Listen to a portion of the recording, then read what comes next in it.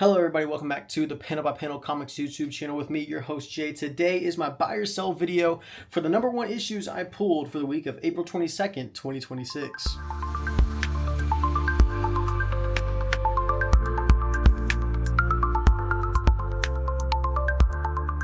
Alright guys, before we get too deep into this episode, if you guys enjoy comic book content nearly daily, posting every Monday, Tuesday, Wednesday, and Friday, go ahead, hit that subscribe button, hit that like button as well for nearly everyday comic book content. Let's go ahead and get started with this edition of the buy or sell video. We have Marvel and DC's Spider-Man, Superman. That came out this past week. It is 72 pages for $8. And this is part 2 of the crossover with Spider-Man and Superman. We saw DC do it first, and if we're really being honest, I think they did it better. The main story with Brad Meltzer in Spider-Man and Superman, it was okay. It was like Green Goblin and Lex Luthor teaming up to basically kill Superman and Spider-Man, but also they were trapped in this area. They were engulfed in this black goo. And if you know about black goo, you kind of have a feeling where it's going. And Superman was infected with kryptonite. He tried to basically pick the brain of Spider-Man a little bit. Like, why are you doing this? You could have left me. Why do you keep doing what you do? And because that's also, Spider-Man needed a reason to keep talking in order to keep his strength up. And he kind of said, well, guilt. Even though that's not really why he does it, but they power out of it, and after Spider-Man figured out what it was, it explodes and it starts to infect Superman, who then becomes Venom, Super Venom. That was really cool to see in this issue, a really good 2-page spread. That was probably the best part of the main story. And then they start to talk a little bit after they end up defeating Goblin and Lex Luthor. It was an okay little team up section. It was kind of boring on the second half, because then after that it was just a whole bunch of talking at dinner between Peter and Clark. But overall, the main story I gave a C+. Then the Gwen and Lana story, that one was written by Joe Kelly. It was okay. We also had the Spider Noir and Superman story. That one was more old school, with the old school Lex, the old school Superman, who we see every time we watch a new DCU movie or TV show. That was okay by Dan Slott. The Gwen and Lana Lang story is very similar to the MJ and Lois Lane story that we got in the DC Marvel crossover. That one in the first time around, I thought that was better than the Gwen Stacy and Lana Lang one.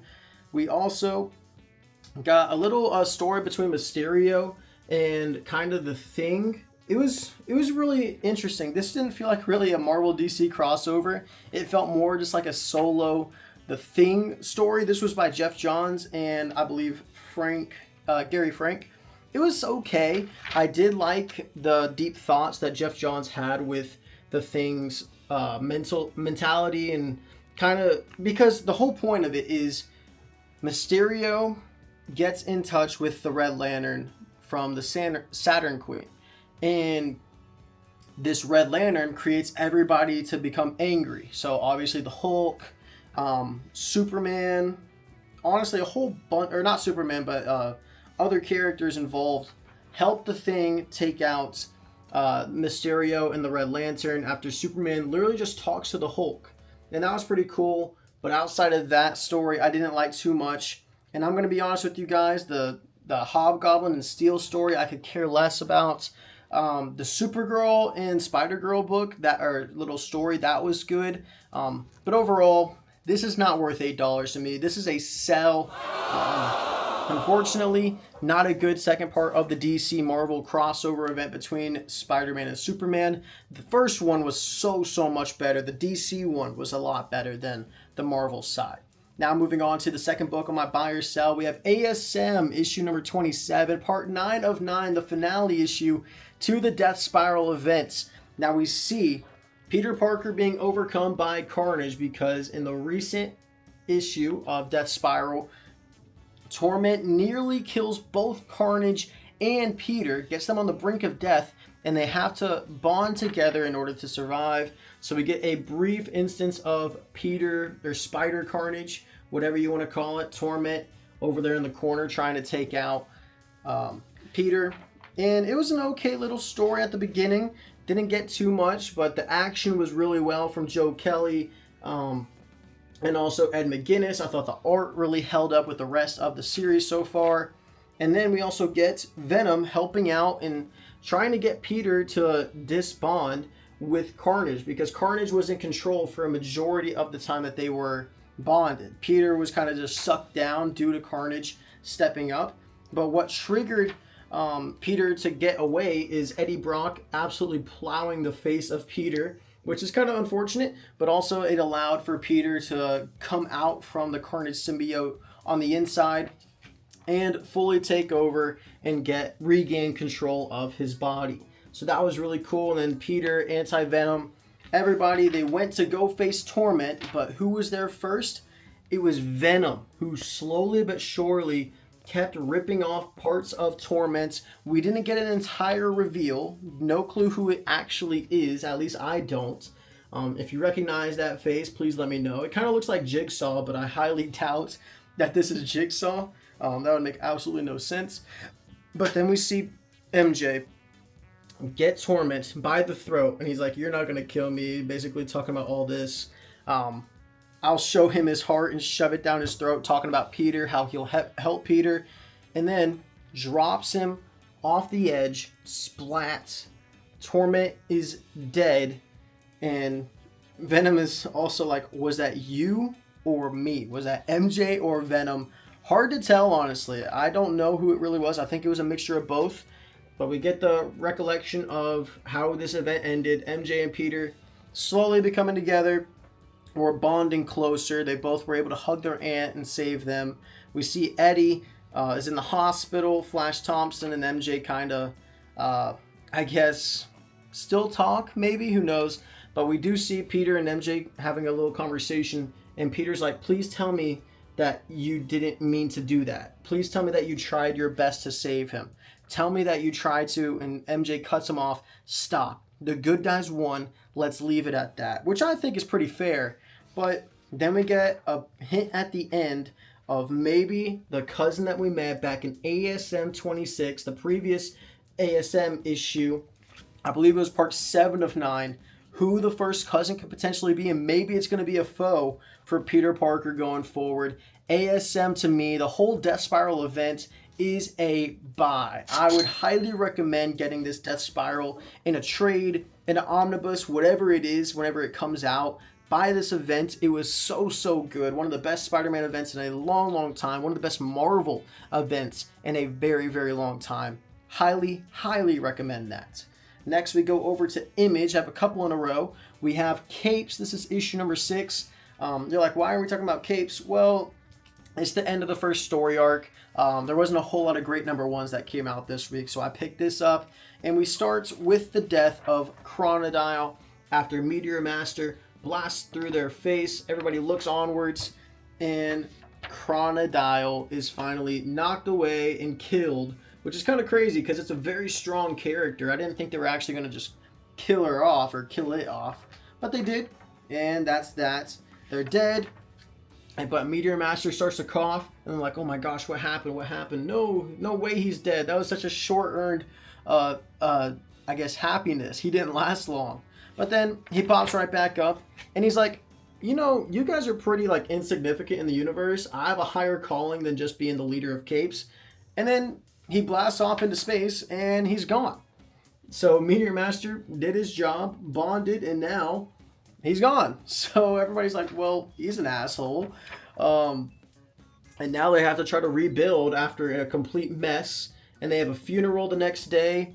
Everybody's trying to just recoup because of the sadness. We also get Invincible, Monster Girl, many people from the Invincible universe, Cecil, Adam Eve. We get Mark basically saying, "Man, if I wasn't out in space and here, I could have helped. I could have done something." Just a classic Mark. And then we cut back to, I believe this is Kid Thor, and I always forget her name. I want to call her Knockout, but I don't think that's her name. Talking at the hospital, he's like, "Man, I'm going to have to be here for a couple months. It sucks because we just moved in."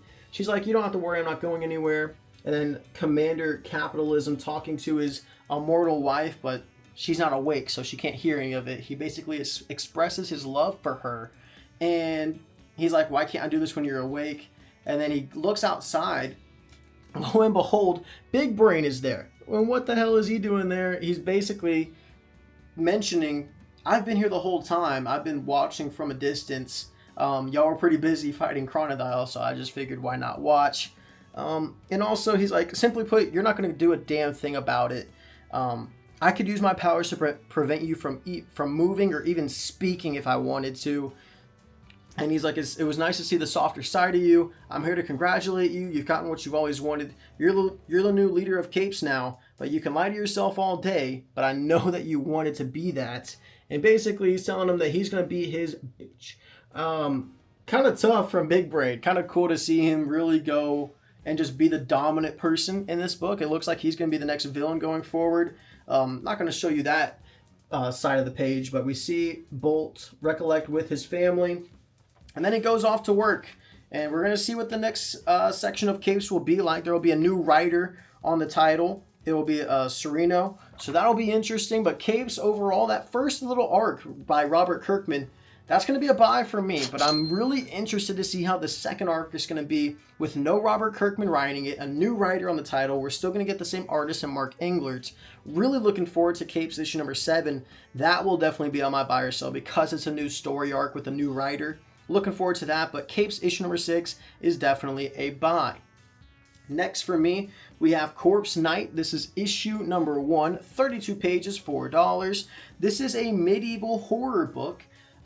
So if you're into medieval stuff, I mean, the artwork was really good throughout this entire book. Nothing really going against it there. It really fit the tone, fit the style, fit the narrative that the book was telling. But it follows this father and daughter, and they live on a farm. They just are perfectly normal. He tries to teach her how to be an archer. Tells her about this story of this legendary Joanne Dark, who one time just prayed over a dead kid and it was reborn. And everybody's like, oh my gosh, you're like Jesus, or whatever you want to say, whoever the god is that you view. But then they continue on, and midway or at the very end of the story, he hears some rustling and arrows start to get shot. He gets hit in the hand protecting his daughter with one, and then he gets shot in the back multiple times. Tells her to run, right? Get on the horse and don't come back. And he ends up dying after being jumped in the woods. She goes back, grieves for him. She then becomes the new leader of the farm. And whenever she goes to return and get some money back for her crops and whatever, she gets followed by these weird guys who are the same people that killed her father in the woods. And when she gets there, she prays over his funeral, or over his dead body, his cross where he was buried. And out of nowhere, a hand comes up out of the ground, and we get the Corpse Knights. And they're like, oh, who are you? Wait, what is that? And then he ends up killing all of the evil villagers that came to get his daughter. And she summoned the Corpse Knights. The artwork was so good. But to me personally, I don't think I'm going to enjoy this story. It's not really a type of thing that I like. And they embark on a mission to go find Joanne Dark, who might be able to explain why her father got resurrected and why this is all happening. To me personally, it's going to be a sell. But I can understand why people might appreciate this series. It's just not a genre that I am interested in. I gave it a try because you never know. It's a new issue 1 by Image. It might be the next best thing.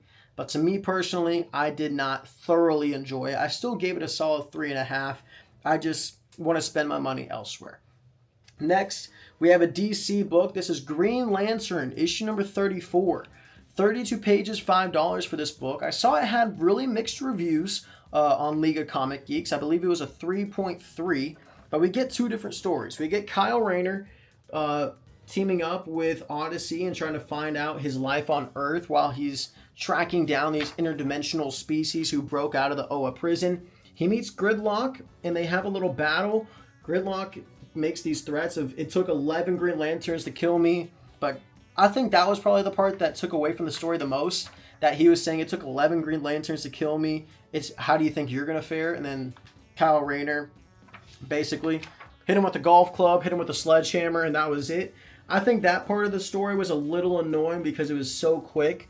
And I think that's what Jeremy Adams needs to figure out, how to balance a story. If you're trying to tell two separate ones with Hal and Kyle, I think you have to pick one at least for one issue at a time. You can bounce from each person from issue to issue. I think telling two people in the same issue might be a little too much, and it might bounce too much all over the place. But anyways, it cuts from that to Odyssey and Kyle walking down the street. Kyle's like, how am I going to get a job? And then out of the blue, Odyssey has a chance to become an actor. And we cut to Hal Jordan, this is the part where I'm like, why are we bouncing from place to place so much? But Hal Jordan just going through space because he has that compass in his head. He's like, somebody's pointing me in this direction. I can't stop doing it. But the Guardians pull him in, and they tell him, you need to stop. You should not have come here.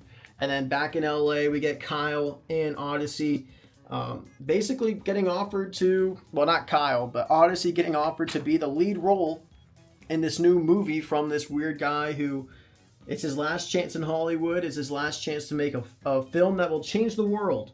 And Odyssey is going to be the lead actor / actress in it.